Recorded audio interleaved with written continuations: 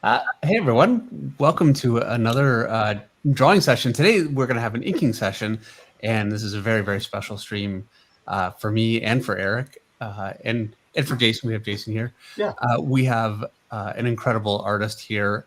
One of my biggest influences when I first went to the comic store and decided I want to draw comics. My sister read comics. I told you guys all this before. My sister read comics. I read hers, and then I went to the comic store myself.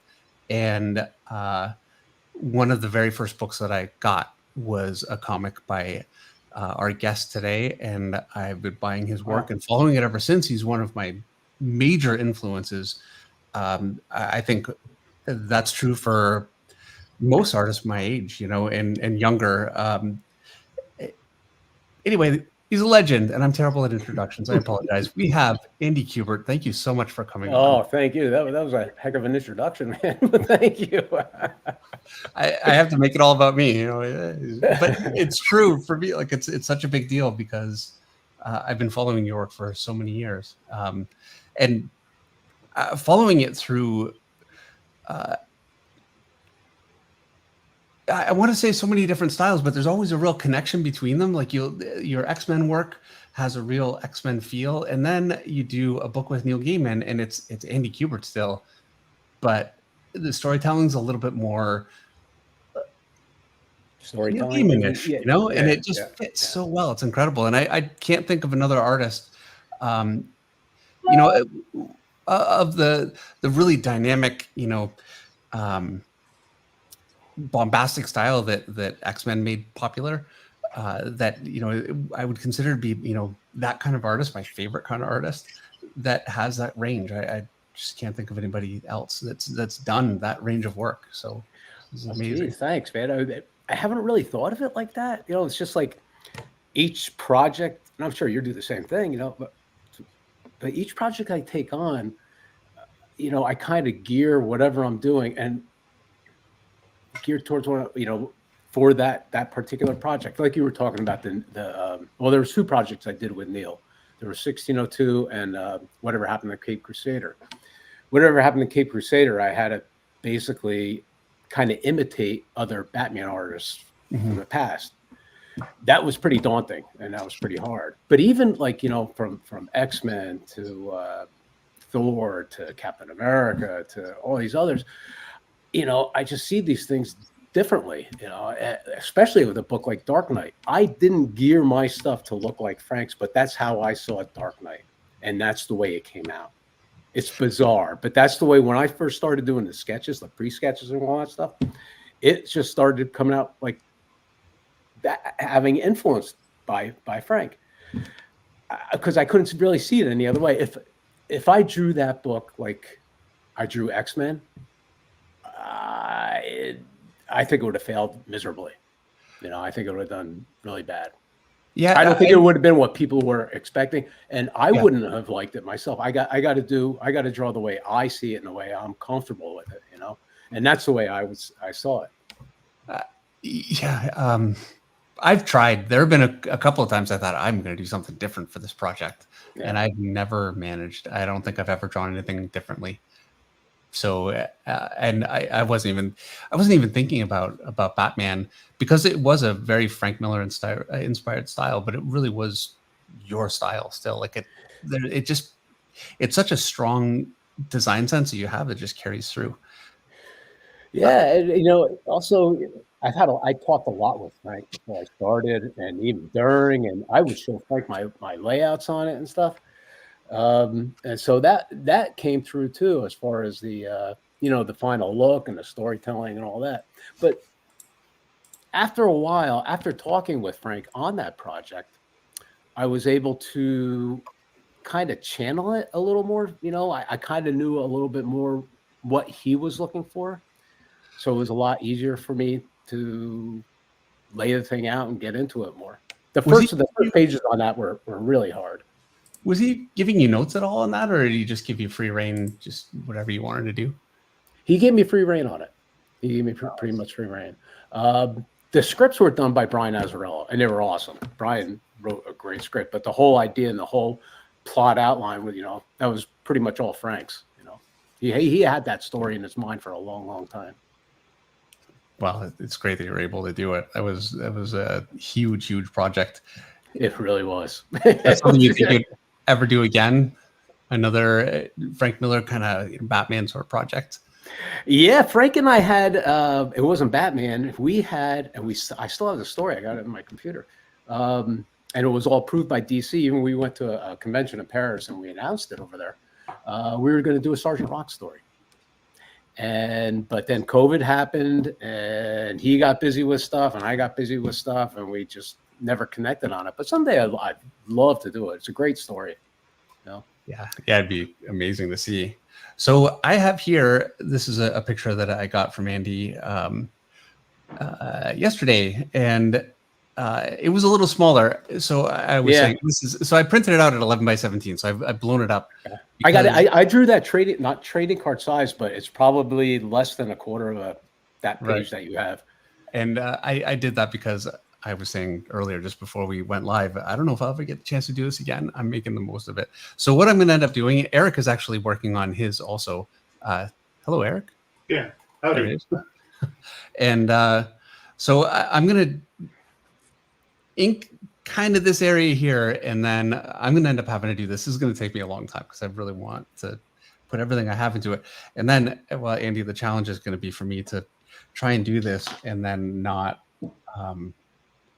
like I want to put a lot into it, but I don't want it to not look like your work because I put too much of my own. No, man, you do it. Honestly, you do whatever you feel with that. Please save it.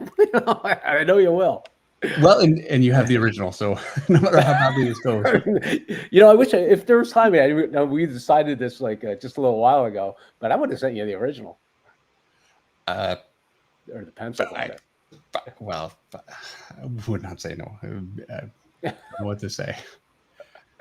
Well, if you have a good time with that, maybe we'll do something else. Yeah, I would absolutely love to. I'm already in 1,000%. That would be incredible. There are times I think, oh man, I could have been happy being an inker. Work on some incredible artists, and it's such a craft, and I have never considered myself to be a really great layout artist. So years ago, I did Ultimate X-Men, and I did it right after you only did 2 issues, you were saying, I think. Ultimate X-Men, I did 2 while Adam was drawing it.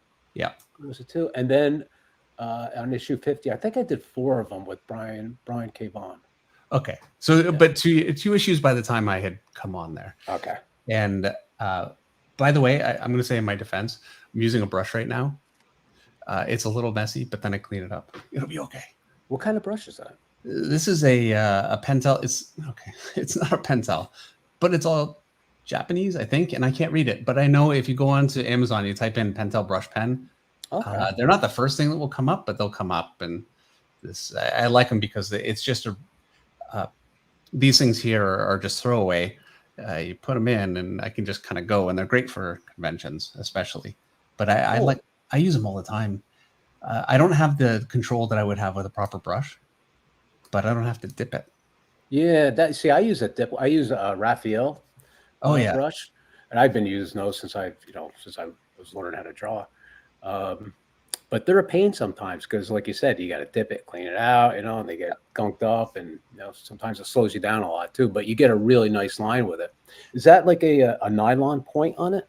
It is, and so it just doesn't have the same sensitivity. But then I kind of use it for the purpose of just getting my overall shapes kind of thrown in, and then I can clean it up with other tools. And I do all my rendering. I don't do much with this other than fill in shapes. And by the way, so when you're inking, I imagine you must do it that way. But when I learned all the inkers, this is my Tombow. It's a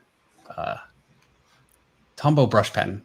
Okay, yeah, I got one of those too. Okay, yeah. Every inker would, and they were all working with quill, and so they would outline everything just like this and get everything. And I mean, they would have a neater line than me. I don't have the neatest line. And then they put little X's in there, and then they would come back in later and fill it in. Yeah. But it's funny. You and I have the same approach to inking. Like you outlined a lot of this first, you know, like on the arm and the chest around there, and then you're laying in the blacks, and then you'll gray out from there. That's the same way I do it too. But I'll like outline the whole figure first, Really? and then I'll go into and put all the blacks that I know are pretty much going to be solid blacks, and then I'll render out from there. Now, how complete are the pencils when you do that? They're not very, Okay. you know, they're because I kind of like this. What's the word? Spontaneity with it, you know, Yeah. drawing in the ink rather, because then I'll just feel like I'm just going over the pencil lines. In some ways, I kind of like that though, because I've already done all the thinking. And so if I'm inking, I can really just, you know, especially if I'm making my own work, like inking this is like a high wire act. I feel like a little bit, you know, inking my own work. I'm not thinking at all inking, which is really kind of nice. And I do, if I pencil loosely, I always do outline everything and then fill in blanks.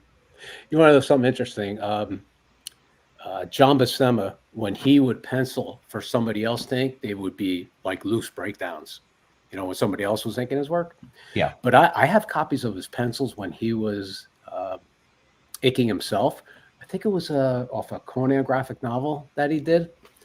And his pencils are really tight on it because he liked inking his own stuff with tight pencils. Dave, I got to track him down. I'm gonna scan him. I don't have him scanned in. I got to scan them in and send them to you. They're gorgeous. They're Amazing to see. Yeah, I'm gonna send them to you. They're really, really nice. A huge one for me. John Buscema is. To me, he's a god. You know, the guy was great. Yeah, I got into comics looking at Mark Silvestri. Really, it was his run on X-Men. My sister had it, so that was like my introduction. And he's a huge influence. My old boss. And I found John Buscema through him, which it's terrible, but you know, I was a kid, so you know,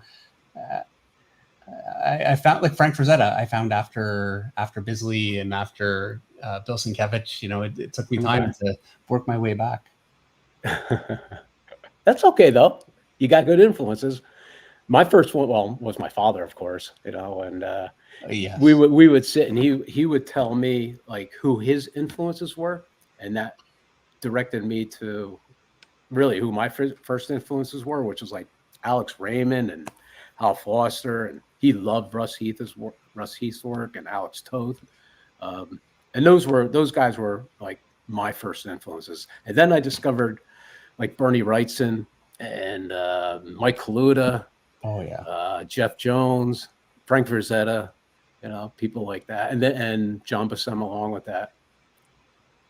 And those guys still influence me. Neil Adams, you know. Yeah.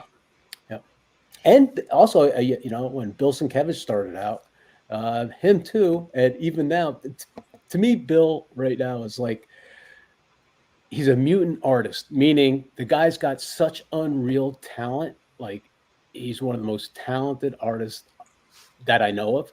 The guy's absolutely phenomenal, and one of the nicest guys too. You know, he's a great guy. Yeah, he's such a nice guy. Yeah, really, really nice. I keep thinking he's gonna be a jerk or something because he's so good. You know,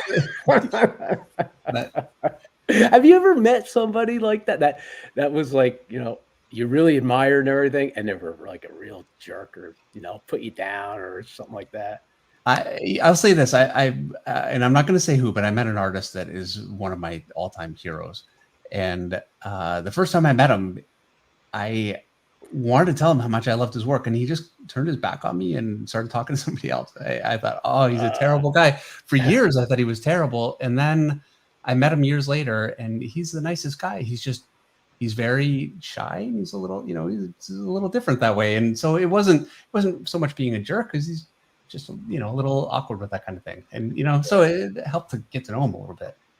Yeah, I'm like you. I'm not going to say names either, but there were people that were jerks, you know, that I admired, but they were real jerks until they found out who I was, you know, and then they were very nice. I'm like, you know, I'm not gonna deal with that. Yeah. Okay. I'll admit I can think of a few times with that too. Yeah. There was, and I said this before to somebody else too. I met Steve Ditko, right? Oh wow, yeah. And I think I went to a studio one time, when I was first starting out. I lettered a job for him, and I had to bring it in, and he was not nice. And he was not a nice guy. And I honestly, at that time, I didn't even know who he was, right? So I didn't know he was a creator of Spider-Man. I never really read Marvel comics because my father just brought home DC comics. And I was going through my dad's school. I was in the first year at the time, and I wasn't a comic collector, but I just read what he brought home, which was the DC comics. So I never read Spider-Man or anything like that, and I didn't know anything about him. But he wasn't that nice. I guess he was okay. Maybe it was just he was having a bad day. I don't know. Well, he really kind of disappeared too, you know. So I mean, like, did not want to be in the public eye. So yeah, I think he was a little bit eccentric. And yeah, I think liked to state himself. Eric, that's a good word for it. He was eccentric. But when I went into his studio, it was in Times Square. It was kind of smallish, you know. It wasn't that big of a room, but he had stacks. I just remember seeing stacks of original art there. Oh wow. Yeah. I don't know what it was. I don't know if it was Spider-Man stuff or whatever. It almost doesn't matter. It would be. I can't even imagine what that would be worth now. Yeah. So with these pencils, and now these are blown up. So they probably look a little bit big. Like with my hand, it was much smaller, so it's a little bit misleading, maybe. But what kind of pencil? What lead hardness are you using? I don't know. What did I use on that? It was kind of soft. That I know. I don't really know. I got a box of them too. Did you draw this on Monday, Andy? Yeah. Monday? You mean yesterday? No, I drew it. I think Sunday. Oh, awesome. And then I wanted to stare at it for a while before like a mental patient, you know, before I let it go. Yeah. So that's why I just finished the G.I. Joe cover, you know, and I sent it to Alex, the editor, and I said, look, I'm not going to upload this to tomorrow because I want to look at it, you know, I want to look at it, let it rest overnight. I don't want to look at it at all until tomorrow morning, and then I'll put it up. Yeah, it came out great. Oh yeah. Yeah, well, the G.I. Joe covers have been amazing that I've seen so far. They've been incredible. I love drawing those things. I asked when I heard Skybound was getting the license for it. I asked, you know, if you guys need a cover artist for it, I'd love to do it. Yeah, well, I'm doing covers for it too for the same reason. You know. So, are you for the new? They're coming out with a new, starting with the #1, right? Yeah. So I've done 3 or 4 so far. Oh, awesome! Sure. And I've got another 2 that are actually I was supposed to turn in layouts already last week. I haven't turned them. So yeah, first thing tomorrow morning, I need to do that before I get the email like, hey, what's going on? That's how you end up losing a job. When you start doing layouts, is there like a certain time of day when you do them? Do you do them real early in the morning? Do you do them at night? I do them in the morning if I can, and then sometimes if it crops up and I have no choice, I do it at night. But my brain works better in the morning, and I'm terrible at layouts. So, how tight are your layouts? Actually, Jason had some of them. I used to. They're pretty loose, you know. But they could be daunting for me also, especially on covers. Yeah, here let me get up for just a second because I want to show you my G.I. Joe layout, and I feel like I can get away with it because it is so loose. There's no way you could. It's not a spoiler.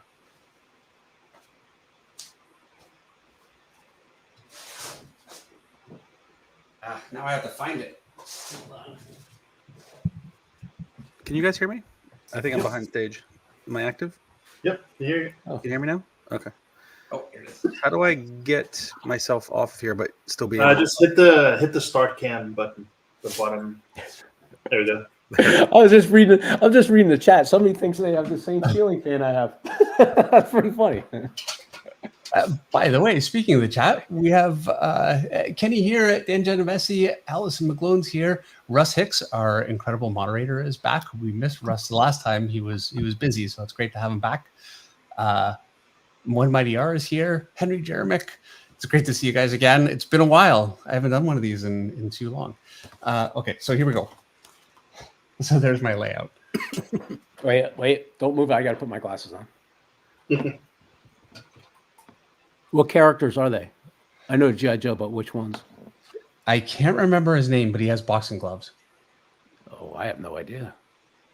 And this is Duke laying on the ground. Now, I can't turn it in like this. I'm going to have to get out a pen and at least give it a little bit. Like I just, once I kind of, I had other work I needed to do that. I did this a couple of days ago. And so it's loose, but it's all there. And yeah. And I have actually turned in layouts that bad before. And, you know, to me, it's funny because you actually approached the figure. It's funny. You and I are very similar in the way we do things.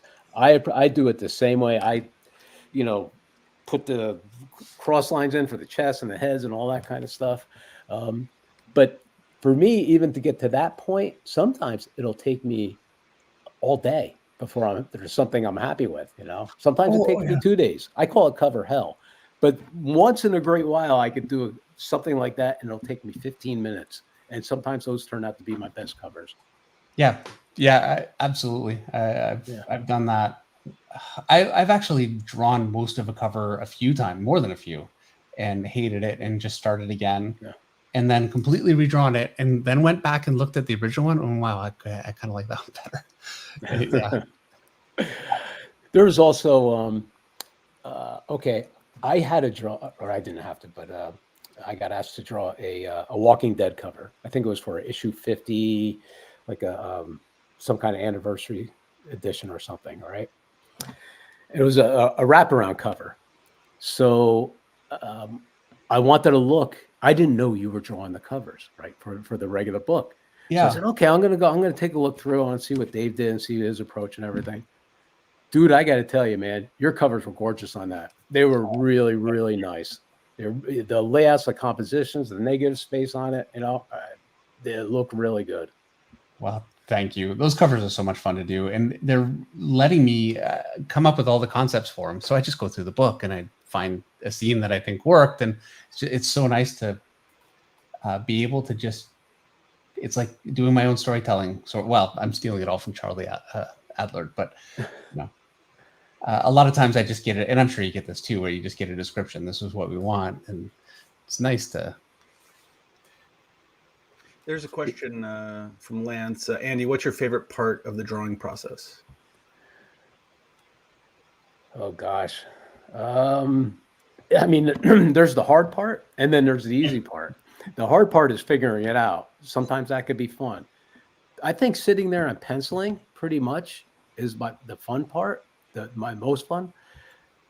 The inking part is also fun, but that I had to, once in a while, I get not bored, but I'm a very, very slow inker. And sometimes it might get a little tedious for me. So I would say pretty much that when I'm tightening up a rough. Yeah. Dave, do you have a favorite part? I like it when the figure's in and it works and my lighting works, and then I'm just working on the rendering and the detail, and because I can just mentally a little bit shut off and just relax. I just find it really mentally taxing. And I'm sure Andy, artists that love doing the layout the most. That's great. Yeah.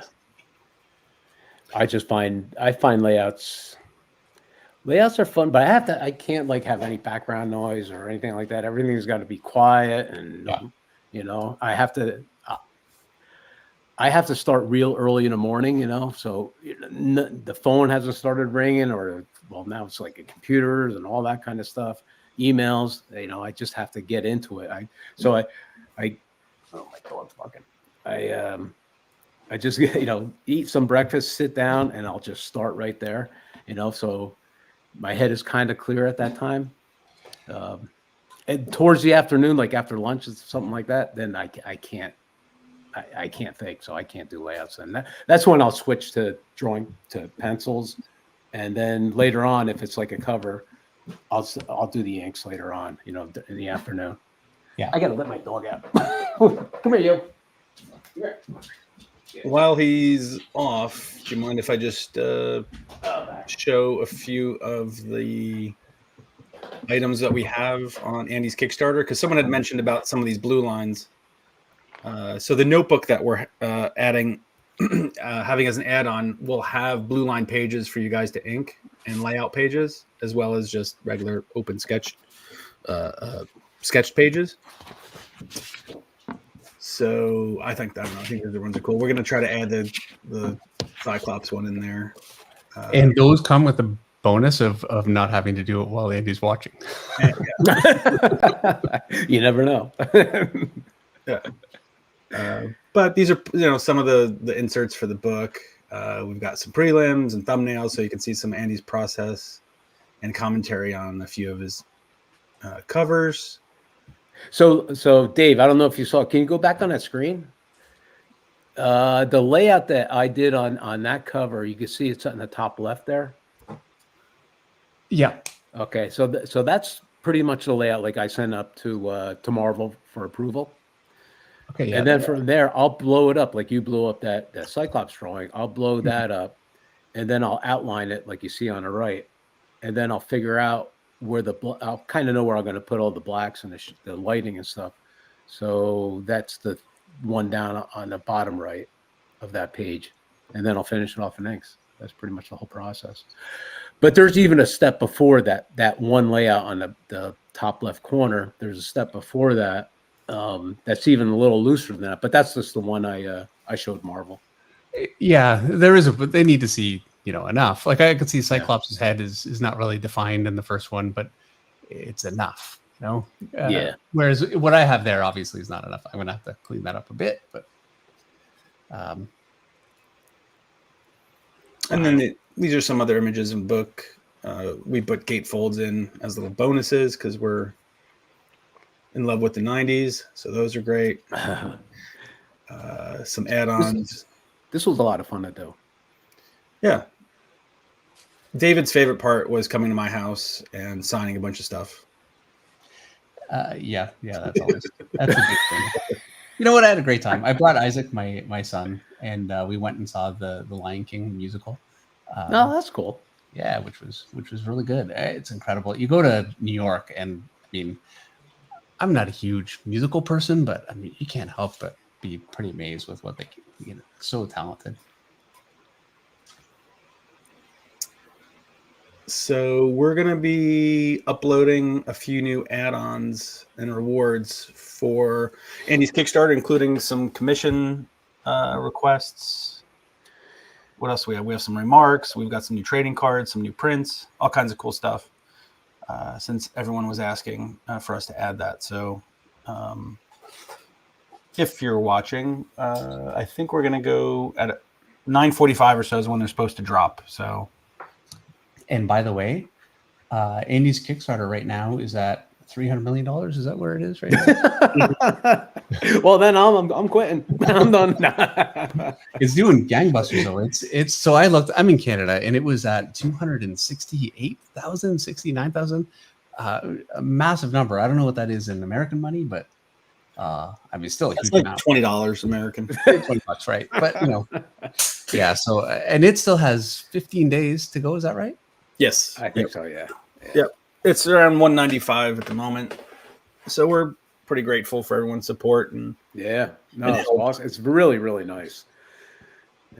And then also everyone's patience on David's Kickstarter, which we're still getting through slowly, but those are going out as we speak. So I saw JDST got his. I'm so glad. I was gonna go to Toronto and bring JDST a copy, and I ended up having to cancel out of Toronto. I wasn't able to go, so I couldn't do it. I apologize.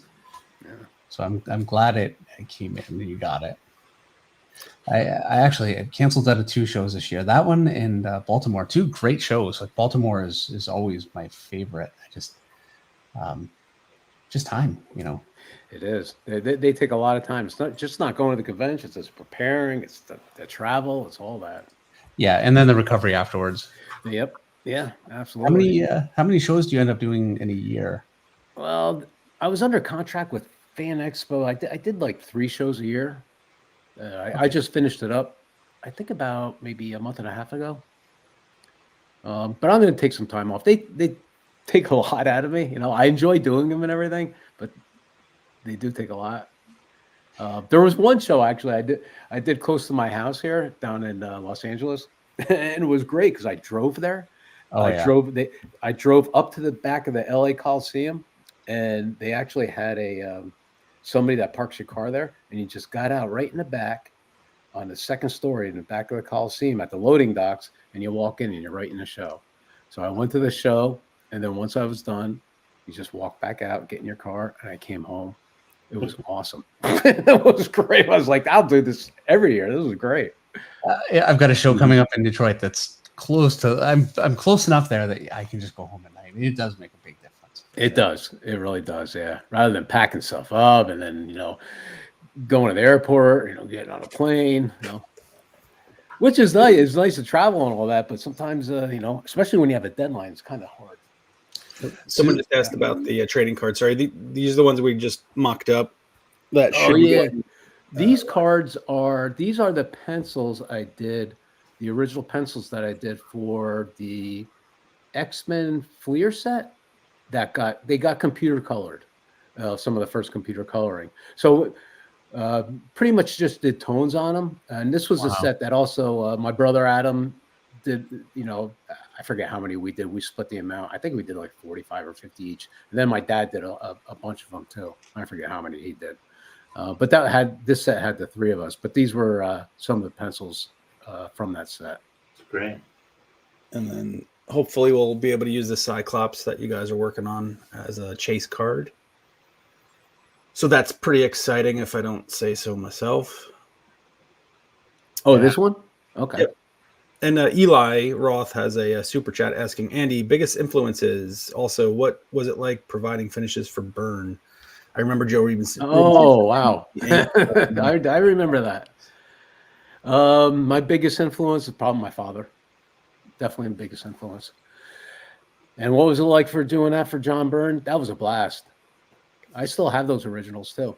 Those were great. I remember I think they were breakdowns. John, when he penciled, I remember seeing his pencils when I was up at Marvel on Fantastic Four. They were really, really tight. But the ones that he gave me for that Christmas story, that was with Enemy Ace, they were on the loose side, which was fine. I mean, they were. It still was John Byrne stuff, and they looked great, and everything was there. But I took like the same approach. It was Enemy Ace, in a Christmas story. So I love my dad's Enemy Ace, and I was influenced by that, and I was influenced by my father too. It's funny that somebody would remember that. That was a long time ago. Did you ever get a chance to talk to him about it? How he felt about what you did? John? No, I knew John. I've gone to his house and stuff, but I don't remember ever talking to him about that. Yeah, I can imagine for me it would be a question I would not want to ask. Well, he invited me to his house, so I guess he didn't totally hate him. Oh, yeah, there you go. Yeah. But it was very nice, and he was a big fan of my dad, and I went up into his studio, and he had actually my dad's some original Hawkman art hanging up and stuff. It was cool. It was nice. I had a great time with him, but I haven't seen him in years. Yeah, it'd be a pretty amazing experience. I mean, he's such a legend, and you just don't see him now. I saw him in Toronto a few years ago, which was amazing. So at least I feel like that's off of my bucket list. At least I've met him, He was in Baltimore a few years ago too, but I guess he's basically retired from cons and stuff. Yeah. I don't see him out, so I don't know. Dave, you know what I did? Okay, I don't know if I should show this or not. This is like one of the first things I ever had published at Marvel. Oh, okay, yeah, you have to show it now. Can I show it? Okay, this was. I remember. Okay, I got this. I started out lettering comics, and I was up at Marvel showing my portfolio that I did in my dad's school, and I showed it to Archie Goodwin, who was head of Epic Illustrated, I think.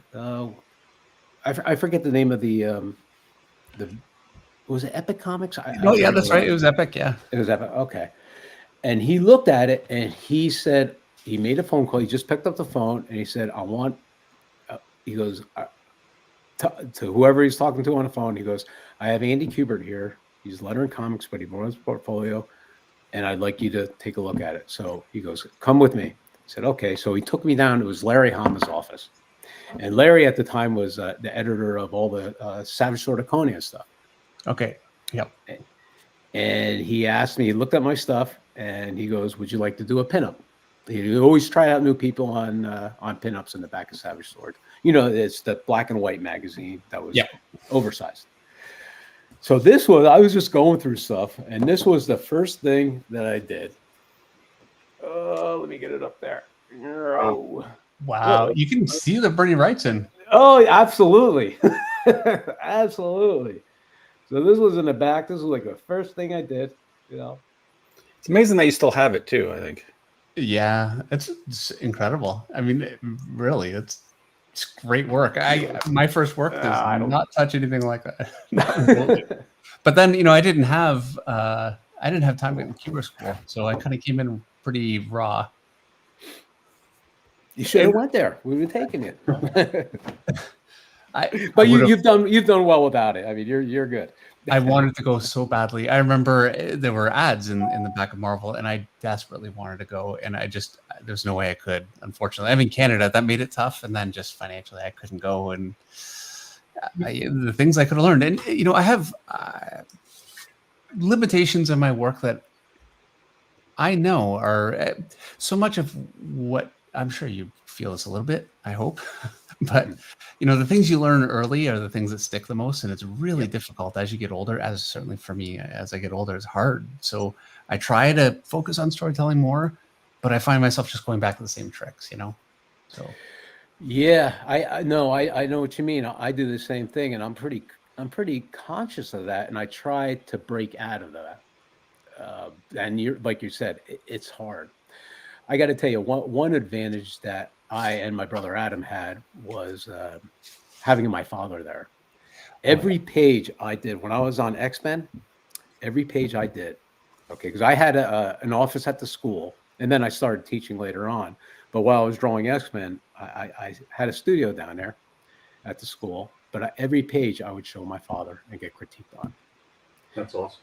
Even not just Xmen, you know, everything up to pretty much up till he passed away in 2012. I would show him stuff and he would not hold back. He would definitely tell me, you know, exactly what he was thinking. And he even yelled at me, he goes, your anatomy's off here, blah, blah, blah. You know, I mean, he would really, you know, go off of me and take tracing paper and show him. But I tell you, it was the best learning experience ever. Oh yeah. Yeah. And well, it toughened you up for being able to take a proper critique too, which is a hard thing. I always find if you can't take critiques, you know, and I tell students this coming in, if you can't handle critiques, then don't even bother getting in this. You know, don't do it. Yeah. Yeah. I am better now. There was a time when I started at Top Cow in Image Comics, and J. Scott Campbell, who is an incredible artist and, you know, very, very popular. He was there at the time, and I had drawn one of my first pinups because they started me on pinups too. And he had a comment. It was about the hair on somebody's arm. It was distracting the way that I did it. Anyway, and I just, oh no, I smudged. Got some cleanup to do. But I worry about that. I made an excuse about it, and I got kind of defensive about it. And he said, whatever, okay. And he walked away, and that was it. Like, he doesn't care. What does he care? If you want to do it wrong, it's fine. And so I had to really kind of do a little soul searching. Go, okay, you know, you need to not react that way. Otherwise, people will just stop trying to help you.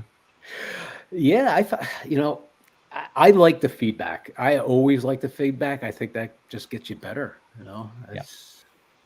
And plus, for me, I got along great with my father, with my dad, and.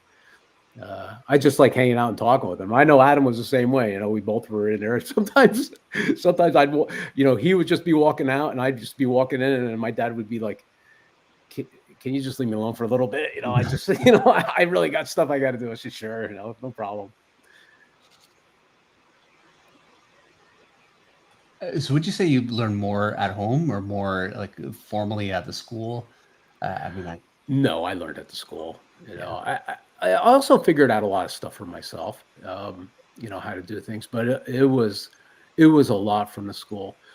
When I first went to this school, I dropped out of college in 1981, and then I went to Rochester Institute of Technology for packaging design.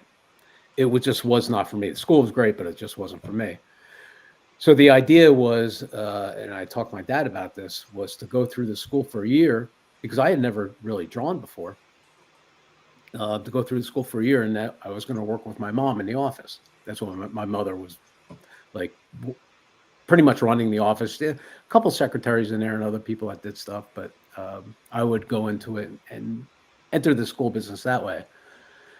But I just really, really got into the drawing. I got bit by the comic bug because everybody in my class there was so ahead of me as far in terms of like, you know, just their drawing ability and their comic knowledge and storytelling stuff, because they always read comics and they always, you know, drew. And me being the competitive prick that I am, I'm very competitive. You know, it just really just made me get better. And even I learned probably just as much from the students there. And my brother was in the same class that I was for 3 years. And Adam always drew, you know, and he was always, you know, really good even back then, you know. So I learned from him. I learned from like Ron Wagner was in that class. I drew G.I. Joe for a while. Eric Schanauer won a bunch of Eisners. Yep. You know, these guys were good, and they have gotten better. But I learned a tremendous amount from them, and that just really helped me out. And of course, you know, I always had access to my dad, and he would never ever chase me away or anything. Even though that one time when he wanted 1 or 2 times he wanted me to get out of, you know, get out of the studio so he could work, but. I learned a tremendous amount from my father. Also, you know, a lot of the teachers. I had Jose Delbo for a teacher that he passed away within the last couple of years, I think. Yeah, it's recently. Yeah, he was awesome. And I had High Eisman, Erwin Hazen that drew Dondi, Sally Amendola, who was an editor at DC, and he drew an issue or two of Batman. That was actually great. I learned a lot from him. He taught at School of Visual Arts in Manhattan. But the school is awesome. The school is great for me. I wouldn't be doing what I'm doing if it wasn't for the school and my father. Do you recommend or advise people going to art school? This is the only art school I went to, you know, so I can't really say. It worked out for me, you know. I guess it all depends what you want to do. If you want to go to, you know, for animation, maybe there's some really good high-end animation schools, Cal Arts, which actually isn't that far from here. But I guess it all depends what you want to do for cartooning and drawing the comic books and stuff. You know, we don't own the school anymore. We sold it off to Anthony, you know, as new owners and stuff. But Anthony is doing a great job with the school, and he actually runs the school and approaches the classes, and they're taught the same way that my father had done it. So it's still run in that respect.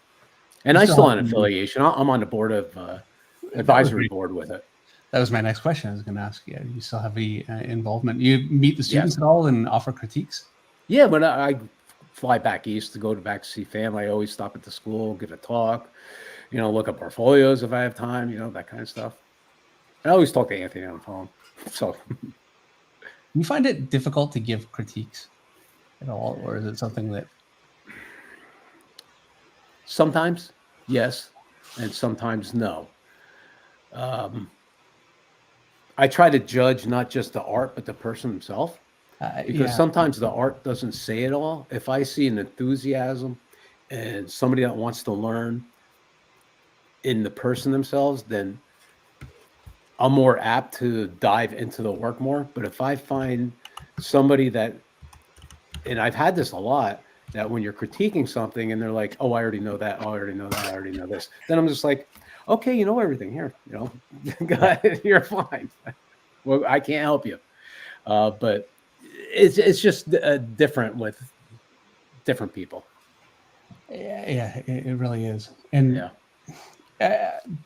talent goes a long way, obviously, but the number one predictor is just enthusiasm and being willing to learn, and that's more rare, I think. Yeah, than just talent. That hair looks awesome, Dave.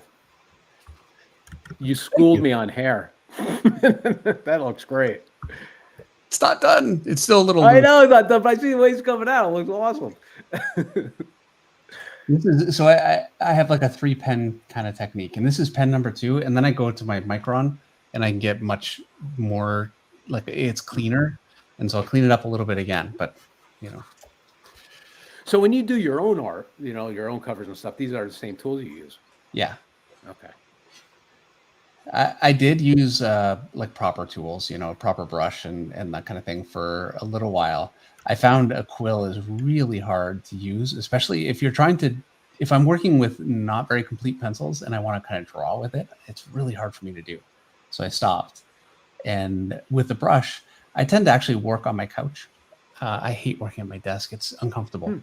I think just so many years of drawing, it's just gotten uncomfortable. So I spilled my ink a few times, and I finally thought, okay, I need a different way to go. Did you ever spill ink on your page? Oh yeah. Here's a story for you.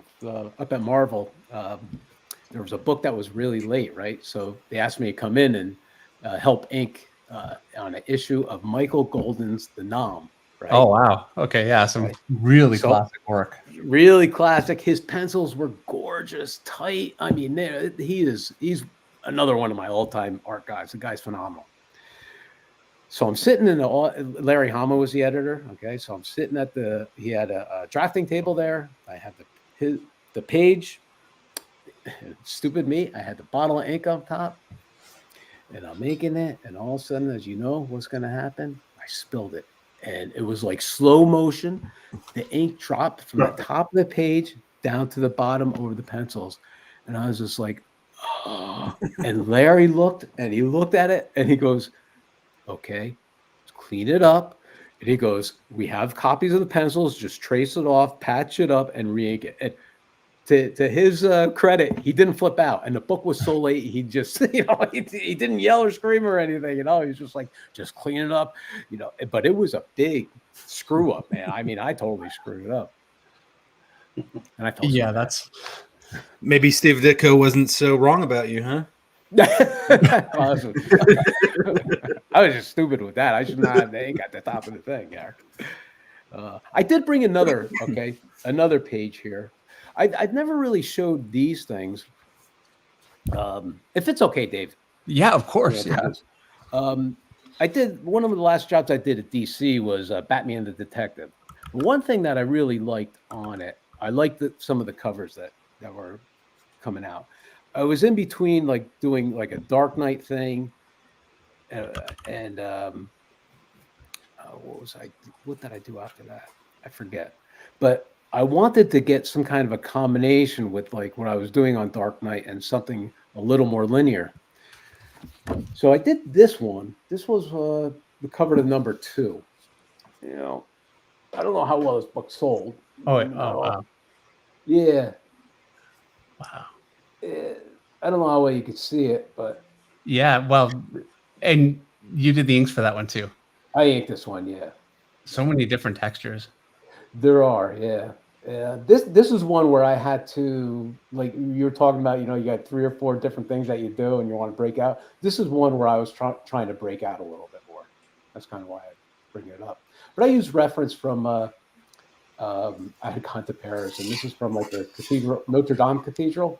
I kind of used it loosely, except this little devil guy was up there. I thought he was kind of cool with Batman there. But, well, and then the lighting too, making it frame the shot like that. Obviously, that's not going to be in the original. This is where reference can take you a decent amount of way, but you really have to be able to make it. I mean, it works beautifully. I love how you did the shadow behind Batman too, so you can see a bit of a. It looks like a zipatone. It's hard to tell from here. No, it's all. I might have used microns on it. Okay. On the back with a brush. Okay. I think. Yeah, I did use microns. Like a lot of the line work on these guys. Oh, so I can't see some of the. If I push it closer. Oh yeah. Okay, now I can see. Oh wow. Yeah. Wow, that's yeah. I mean, it looks amazing and it's supposed to look amazing from a distance. That's a good design, but from a close up, that's really. Thanks. Dennis Kelly says he loves it. Dave Santana says fantastic.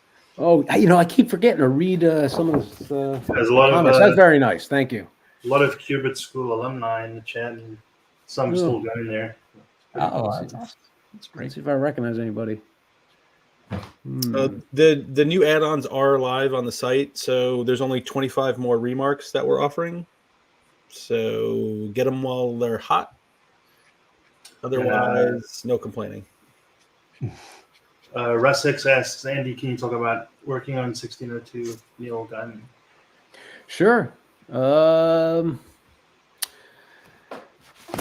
It was a hell of an experience, that's for sure.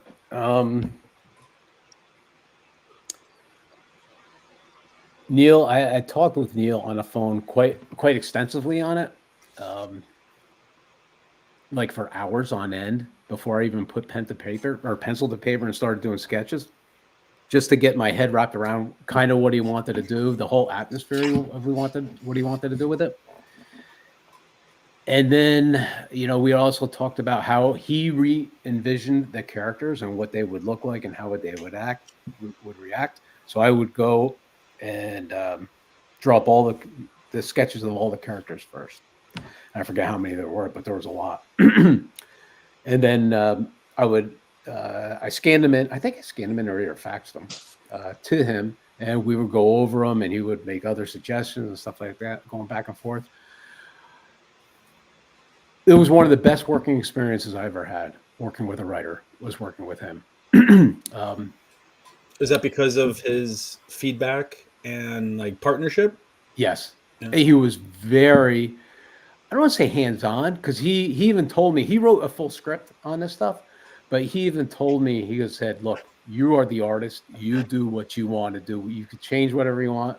And that made me feel very comfortable doing that. So that's what I did.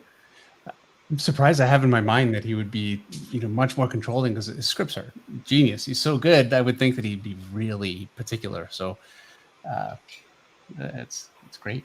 He wasn't. I thought he would be too, Dave. I really did, but he wasn't. He said, look, he goes, this is how he envisions things. And he goes, but if you see it a different way, if you see how to tell the story differently, that's what you do.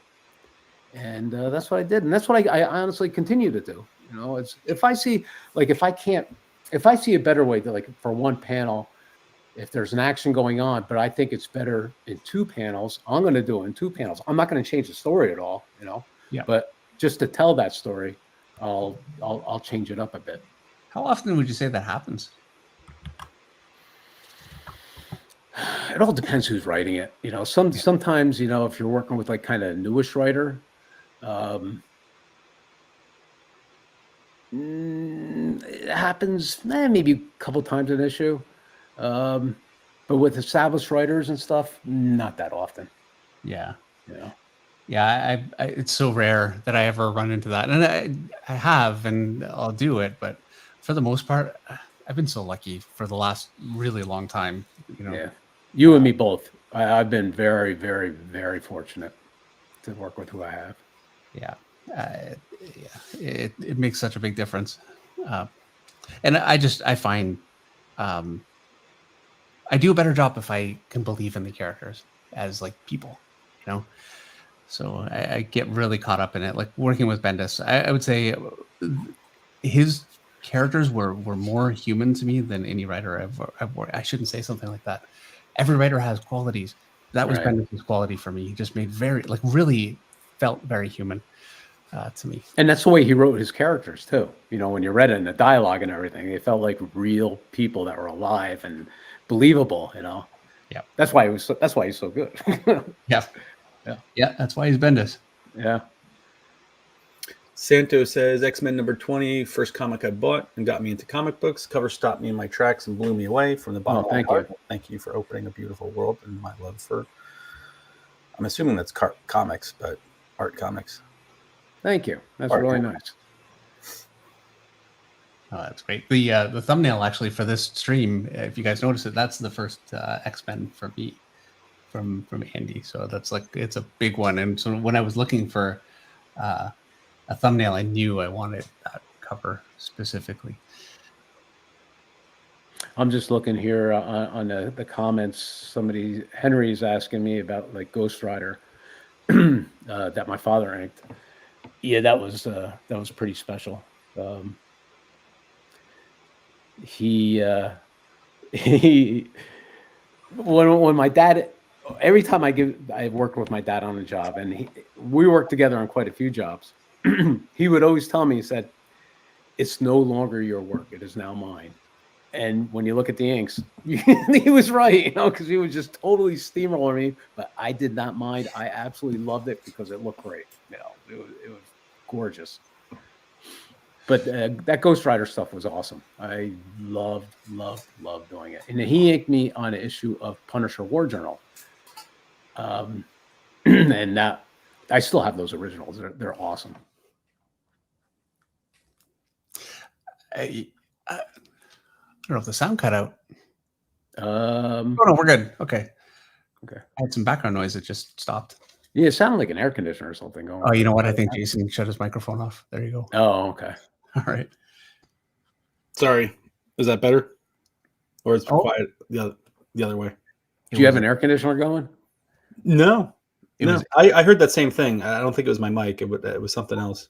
Oh. I blame Eric. Jason, was there other things that you wanted to mention? Or are we done? No, let's go to bed. Let's go home. No, what were the new add-ons are up and running, so go check those out. Some new trading cards, the remarks. There's a few commission slots. I think there's some prints that people were asking for. So that was basically it. Yeah. Now, before we go, so I'm going to be working on this, by the way. I said this at the beginning, for quite a while, and obviously off the stream. So I wanted to get as much done as I could. I have a bunch of things that I want to do with this. I'm too afraid to do it with Andy watching. So I'm being very literal because you're crazy. But I'm gonna, once I finish, I'm gonna scan this and put it up on my Instagram so you guys can see how it came out, and hopefully you guys will like it. I also really would like to see. Well, thank you. So I want to see how Eric's coming along. Yeah, where's Eric's? Oh, that's all right. You guys are good. Eric is more of a painter than an inker, so this is definitely outside of Eric's comfort zone. Yeah, this is a first for me. Which is why we really need to put him on the spot. Yeah. Hold on. I don't know why it's so blurry, but maybe that's a good thing. It is blurry, but it looks good.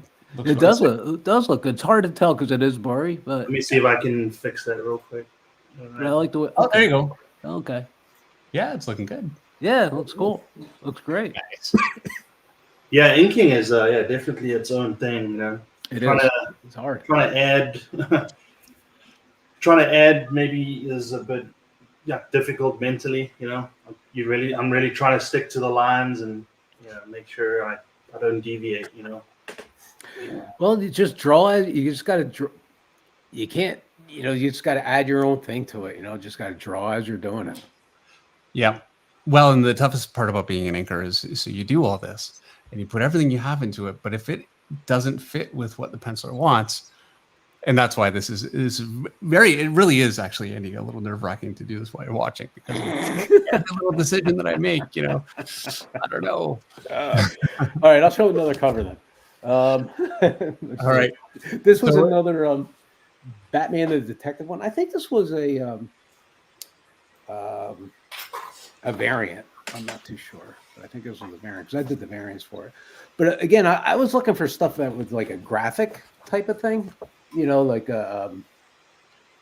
Is it upside down? No. Oh, there. Okay. Nope, it's not upside down. Let me see. I know it's kind of far away.